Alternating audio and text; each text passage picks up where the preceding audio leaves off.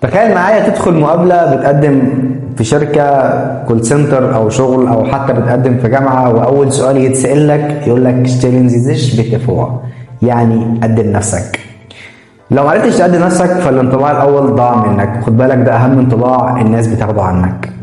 في الفيديو ده هخليك تقدم نفسك صح، تقول جمل صح 100% وتتكلم وانت واثق من نفسك.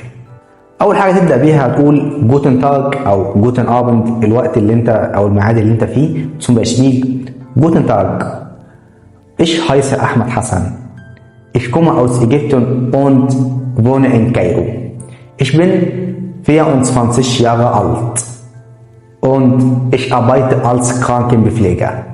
ich heiße احمد حسن يعني انا اسمي احمد حسن او انا ادعى احمد حسن. ich komme aus Ägypten يعني انا جاي من مصر، بتحط ich komme aus وتحط البلد، جاي من مصر، جاي من المانيا، جاي من اي بلد. ich komme aus Ägypten، aus Deutschland، aus Amerika. und wohne in Kairo يعني انا ساكن في القاهرة. ich bin 24 Jahre alt يعني انا سني 24 سنة. ich arbeite als Krankenpfleger يعني انا المهنة او الشغل اللي انا شغاله ممرض. ده كله طبعا مستوى الى A1. نطور من نفسنا شوية ونخش على A2.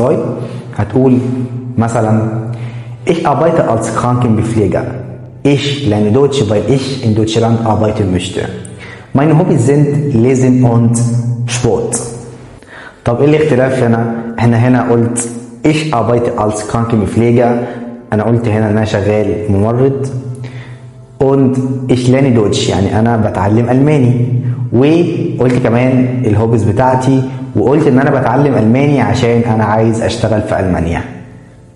طيب نخلي الموضوع اقوى شويه، يلا بينا. هتقول guten Tag, mein Name ist Ahmed Hassan, ich bin mittlerweile 24 Jahre alt, ich komme aus Ägypten und lebe in Kairo. Ich habe eine Ausbildung im Gesundheitswesen abgeschlossen. Zurzeit bereite ich mich auf die B2-Berufung vor. Mein Ziel ist es, in Deutschland im Pflegebereich zu arbeiten. طيب انا هنا ضفت ايه او هنا زودت ايه؟ قلت ich bin mittlerweile 24 Jahre alt يعني انا في هذه الاثناء عندي 24 سنه. دي بتبين اللي قدامك ان انت عندك حصيله لغويه كويسه. وبعد كده قلت ان انا عملت تدريب في مجال التمريض. وبعد كده قلت ان انا بحضر الامتحان اللي هو Zurzeit bereite ich mich auf die B2-Berufung vor، يعني في الوقت ده انا بحضر الامتحان B2. وضفت كمان ان انا هدفي mein Ziel ist es in Deutschland im Pflegebereich zu arbeiten، يعني انا هدفي ان انا اشتغل في مجال التمريض في المانيا. طيب في طريقه تانية مختصره اكتر وسهله وكويسه برضه. هتقول hallo, ich heiße Ahmed, ich komme aus Ägypten und wohne in Kairo. ich lerne Deutsch seit 2 Jahren. in meiner Freizeit spiele ich Fußball und höre Musik. طيب هنا انت ضفت ايه او ايه الاختلاف؟ هنا يعني الطريقه اسهل، ويعني اختصرت الكلام ومعلومات شخصيه اكتر. طيب لو عايز تاخد فورمه او تخلي معاك فورمه تضيف عليها بس المعلومات بتاعتك وتبقى معاك في اي وقت، هتقول guten Tag, mein Name ist Ahmed Hassan, ich bin mittlerweile 24 Jahre alt, ich komme aus Ägypten und wohne in Kairo. Ich habe eine Ausbildung im Gesundheitswesen abgeschlossen.